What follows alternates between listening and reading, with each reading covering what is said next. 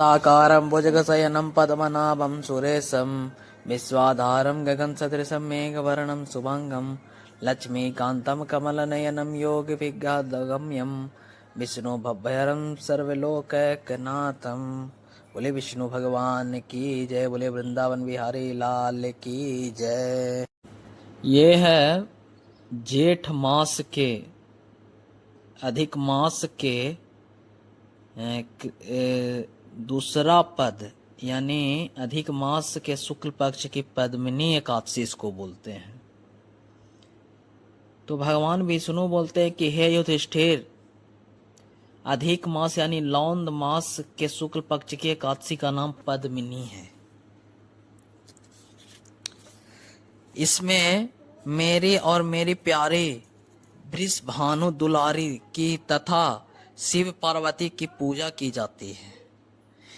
इनकी विधि यह है कि 10वें दिन मिथ्या भाषण, निंदा आदि कुकर्मों को त्याग कर दें।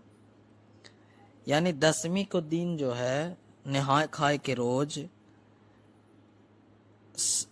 मिथ्या भाषण, झूठा बोली, निंदा, कुकर्मों को त्याग करें और उसके बाद रात्रि को भूमि में शयन करें। और इसके महत्व की कथा पुलस्त ने नारद ऋषि को सुनाया था। उसके बाद कथा सुने, क्या कथा कहे थे वो सुनिए। त्रेता युग में एक महिष्मति नामक नगरी में कुतवीर्य नामक राजा राज्य करता था।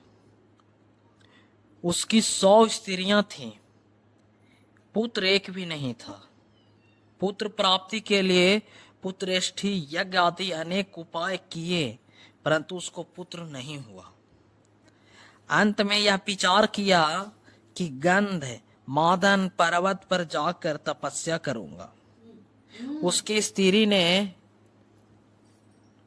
कहा कि मैं भी साथ चलूंगी।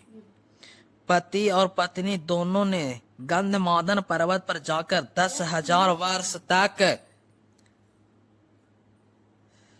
तपस्या की, परंतु सिद्धि को प्राप्त न कर सके। राजा रानी दोनों का मांस सूख गया, मतलब पूरा देह उसका सूख गया, कंकाल दिखने लगा दोनों को तपस्या से। हड्डियां का पिंजरा रह गया। रानी ने विचार किया कि अब महापतिव्रता अनुसुईया की शरण में जाकर कोई और उपाय पूछूं। ऐसे विचार में उसके रानी सोचा, ऐसे विचार करके अत्रि मुनि के पत्नी अनुसुईया के पास गई और दंडवत पूजा करके कहने लगी कि मैं राजा हरिश्चंद्र की पुत्री हूं, पति के साथ तपस्या करने आई थी, परंतु 10,000 वर्ष व्यतीत हो गए, भगवान रूठे ही रहे हैं, पुत्र एक भी नहीं दिए उन्होंने।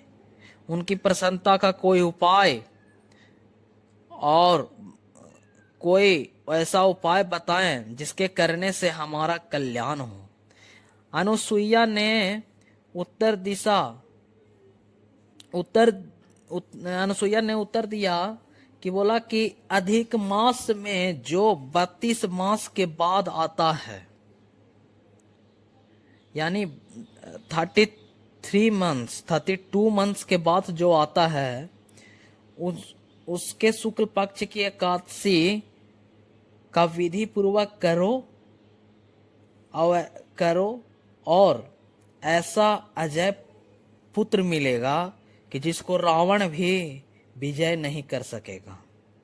अतः प्रेमदा रानी ने पद्मिनी एकादशी यानी अधिक मास की पद्मिनी एकादशी का श्रद्धा से व्रत किया और कीर्तवीर नामक एक पुत्र को प्राप्त किया। कीर्तवीर महाप्रतापी राजा था। वह देवता दैत्य सब उसको प्रणाम करते थे। रावण जैसों को विजय कर उसने अपने जेल में बंद किया था रावण को, और पुलस्त मुनि के कहने से उसे छोड़ दिया था।